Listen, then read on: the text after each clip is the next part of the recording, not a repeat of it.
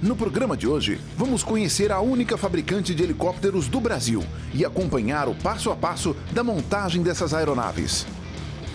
Vamos acompanhar um curso de sobrevivência na selva para comissários de bordo e ainda vamos entender um pouco mais sobre o procedimento de pouso e do primeiro curso de um piloto. Esse é o Aero, por trás da aviação.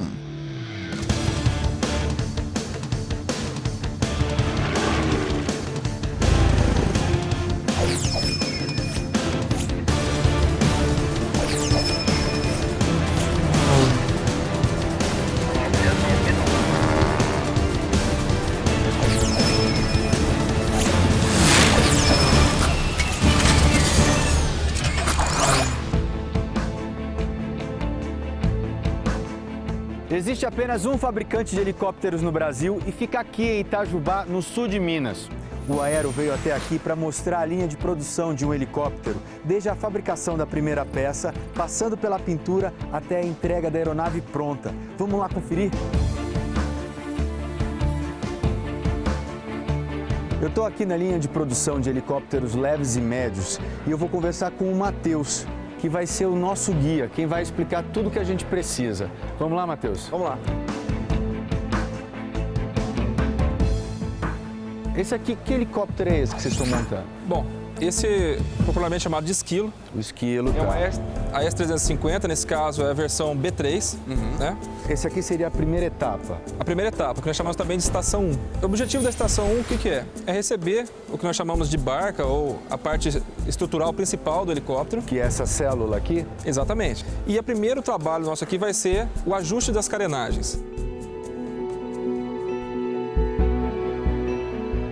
Na estação 2, você começa a perceber uma coisa diferente. O helicóptero já não está na posição... É, ele está virado. Ele está, que a gente chama aqui virado, ou tombado, né? Sim. O objetivo principal aqui da estação 2 é a montagem do comando de voo, a implantação do sistema elétrico, né, que são as cablagens elétricas, a montagem do sistema de aquecimento e desembassamento e a montagem também do sistema de combustível. Então aqui já é a conexão, né? Exatamente. Da cauda com aqui eu começo já a conectar o que chamamos de cone de cauda com a célula principal. Esse material tem a seguinte característica: você aplica ele em forma pastosa, dá um acabamento e depois ele vai catalisar, ele vai curar e virar uma liga aí estrutural de borracha entre essas partes.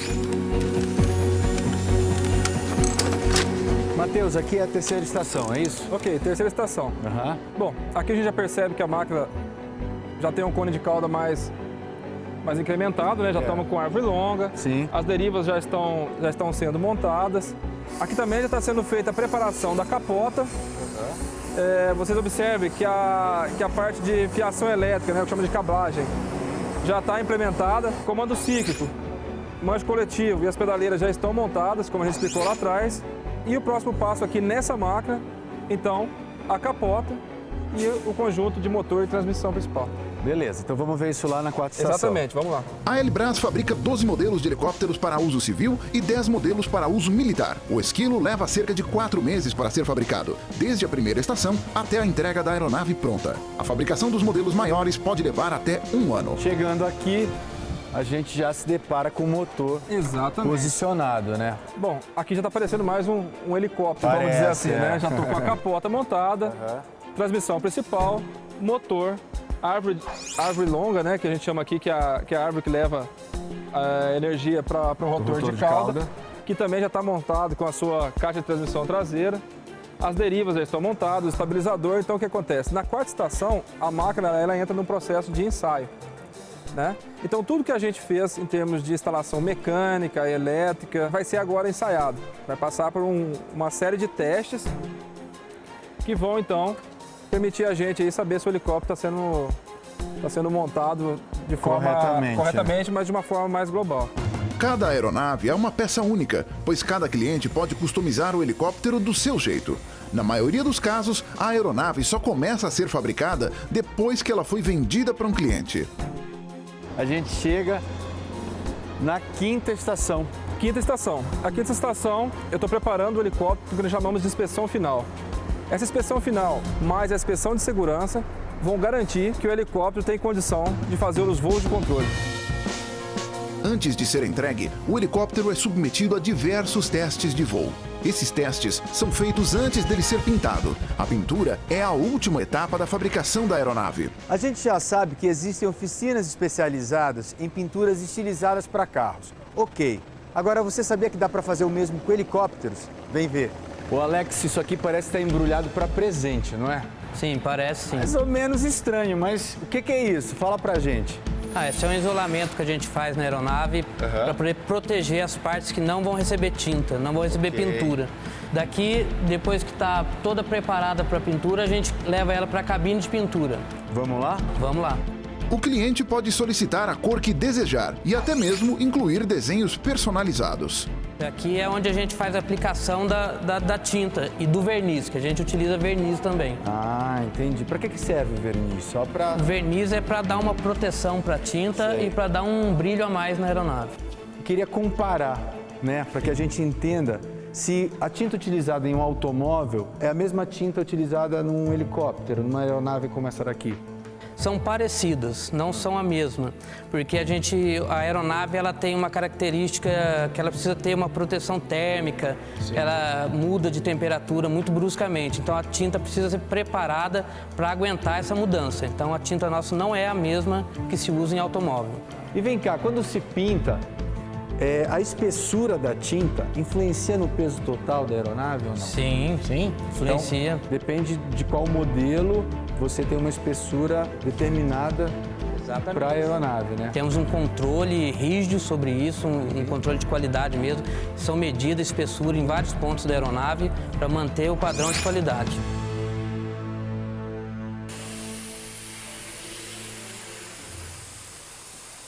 Opa! É isso aí. E aqui tá pronto. Exatamente.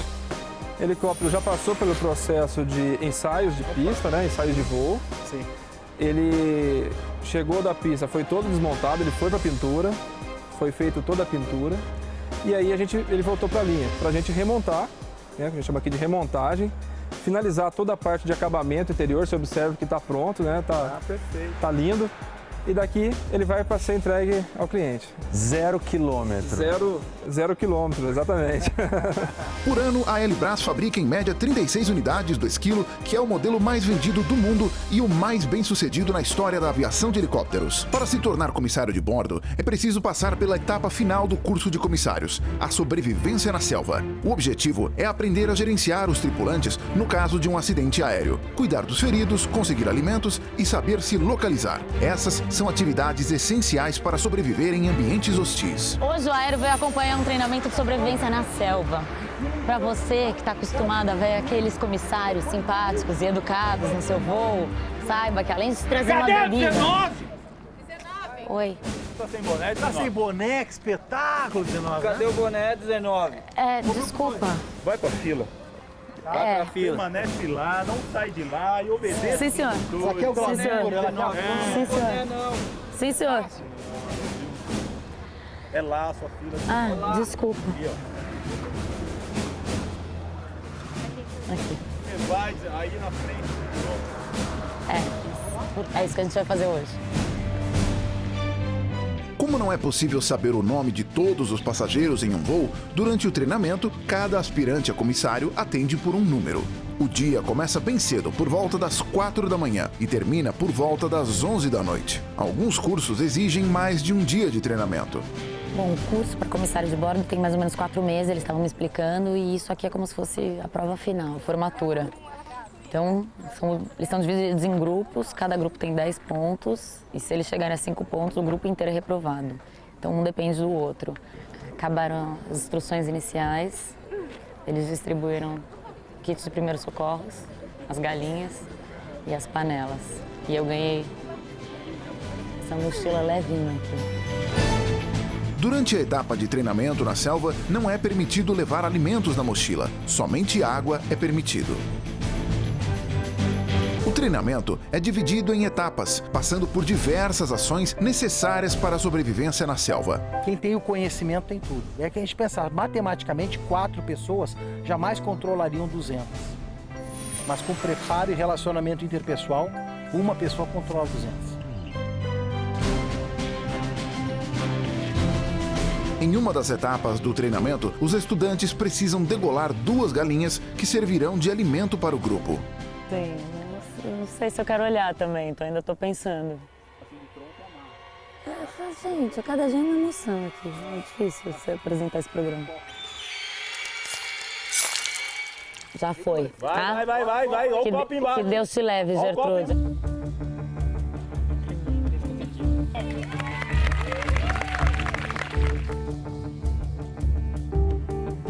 E tá passando copo com sangue, tá todo mundo dando uma lambidinha. Parece que vai chegar aqui no 19, vamos ver. Ai, 19, não precisa tomar agora se quiser não, tá? Cara, faço questão que vocês vejam.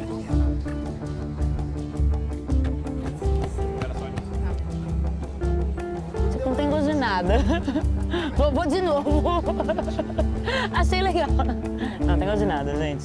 Então, todo tipo de sobrevivência tem uma especificidade dela. No caso do gelo, manutenção da temperatura corporal. Aqui são os insetos que vão dar trabalho para nós. No deserto é o calor e a falta de água. Então, são coisas que a gente tem que analisar e tem que começar a administrar. Ou seja, cada situação que acontece, o tripulante tem que administrar, o comissário tem que administrar e direcionar para aquela realidade do momento. Nós fomos selecionados para aula de primeiros socorros. Então, a gente vai vir agora aqui pro pessoal. E ali já tem, ó, um bebezinho, um meio homem. Vamos ver o que tá rolando, eu também não sei. Os comissários com conhecimento de primeiros socorros devem atender aos sobreviventes feridos. Por quê? Porque vocês passaram pelo processo de treinamento, não é isso? No SEAB.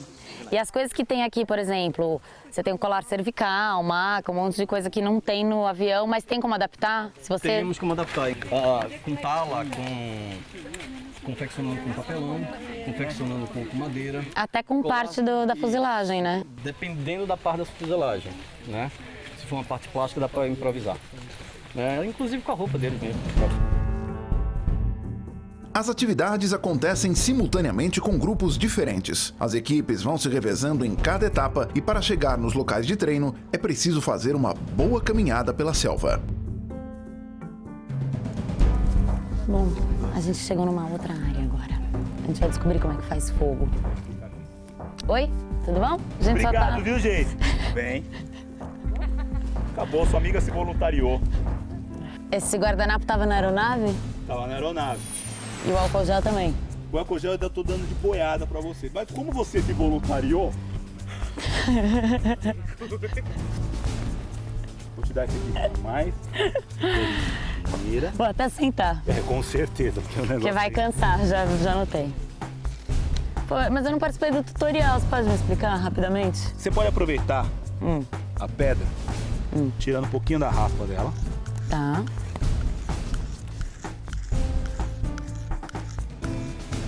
Essa quantidade que tem aí vai te ajudar na hora da ignição. Ó, como você é bom nisso, quer fazer? Não, pode você. Raspa novamente. Tipo, rapidinho? Tipo... Não, primeiro devagarzinho, com mais força, devagar e com mais força para você tirar a quantidade de pedra que você vai precisar aí.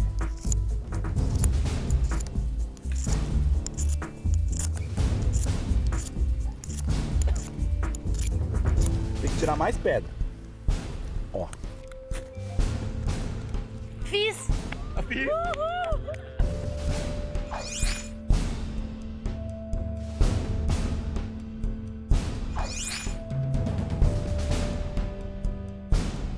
A gente vai ter que sair daqui, dessa base de fazer fogo, e até a outra base do Eduardo com a bússola. A hora que você está perdido na selva e você faz o seu acampamento, a sua fogueira, a sua estação de caça, de detritos, você precisa se localizar para poder ir e voltar. Então você se localiza pela bússola, pela quantidade de passos, por pontos que você marca no caminho, e se você tiver conhecimento cartográfico de cartas aéreas, pela carta. Não é o nosso caso, a gente vai ter que seguir o grupo.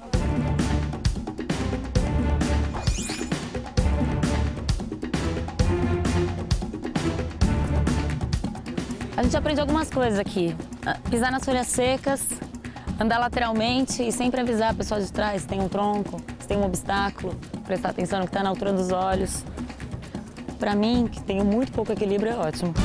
Os alunos aprendem a construir armadilhas para capturar pequenos animais e também a identificar animais peçonhentos. Tudo que eles vão fazer aqui, na realidade, é prática. A gente tem pelo menos 2 tipos de armadilha para eles fazerem, que é a armadilha de aço, tá? E eles também vão fazer uma arapuca. A gente ainda vai conversar a respeito de animais peçonhentos e alguns alimentos que a gente pode comer na mata.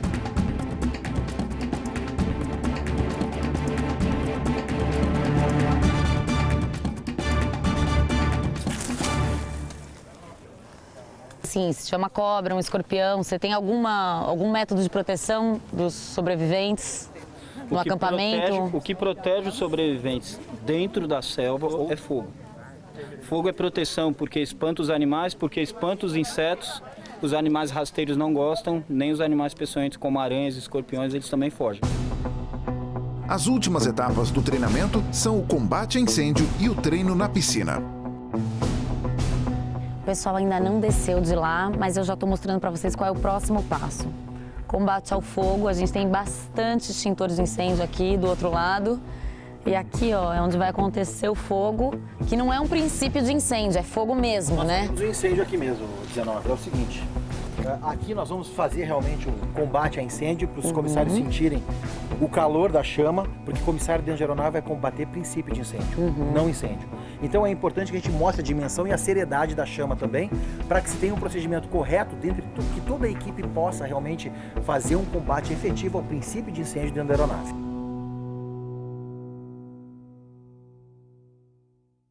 Tirei debaixo do meu assento. Sim, sem dúvida. Vai vesti-lo. Vou vesti-lo. Ele não tem frente e verso, pode ser qualquer lado. O importante nesse colete 19 é o seguinte, ó. O que nós temos aqui? Cápsula de inflação de CO2 para a câmara inferior. Cápsula de inflação, câmara superior. Câmara inferior, câmara superior. Positivo. Falhou o sistema automático de inflação do colete. Nós temos os bucais de inflação das câmaras, justamente para poder trabalhar com a prevenção. Aqui estão os comandos de inflação do teu colete. Vamos lá, gente, sempre com emoção, né, aqui na aérea.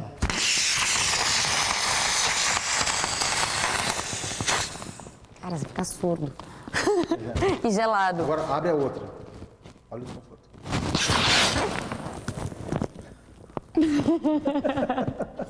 Então, quando realmente acontece algum acidente ou um incidente, isso está na mão realmente dos comissários e no preparo da tripulação como um todo, na verdade. Muito bem, eu quero sair daqui. No combate a incêndios, a rapidez é primordial e o combatente deve se aproximar da chama com calma e sem se expor à fumaça. Já tenho meu próprio extintor de gás carbônico, já posso combater um incêndio. Só estou esperando o incêndio. No treino na piscina, o objetivo é aprender a manter a calma mesmo quando não se sabe nadar. Os alunos fazem exercícios para transportar pessoas que não sabem nadar, utilizam coletes salva-vidas e improvisam equipamentos de flutuação.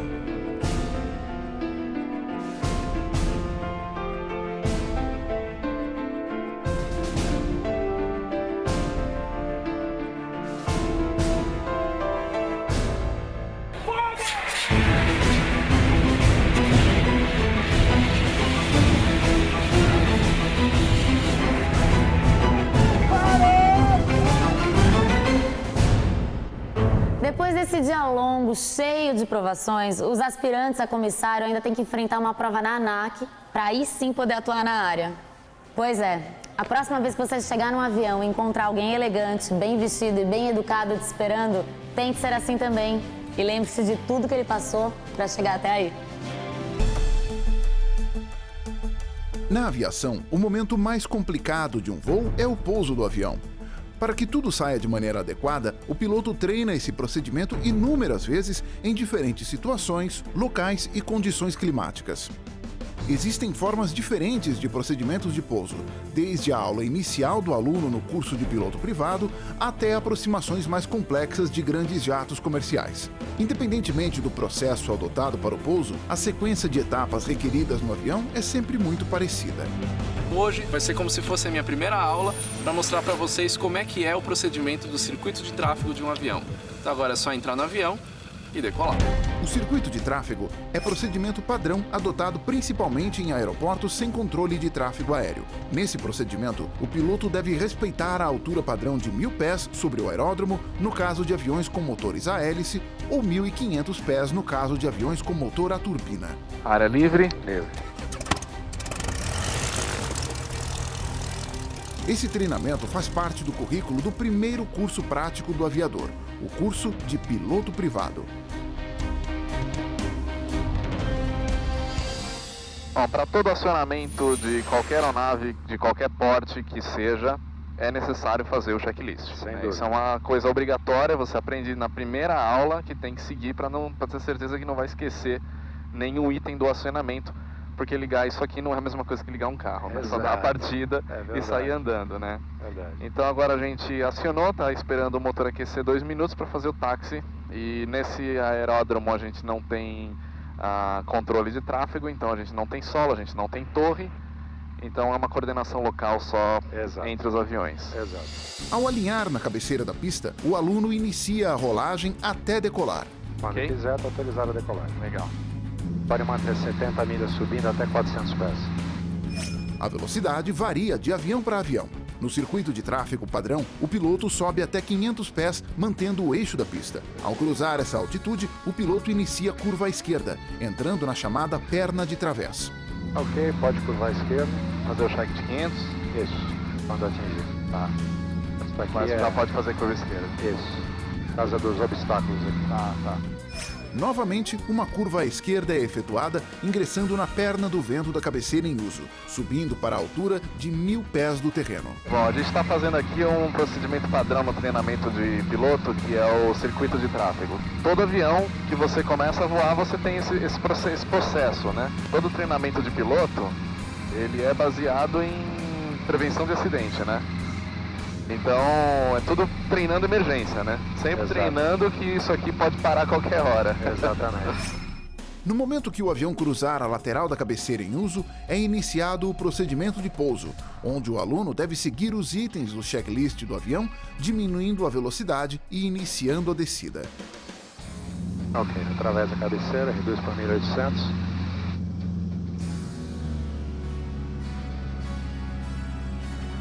milhas, 10 graus de flap.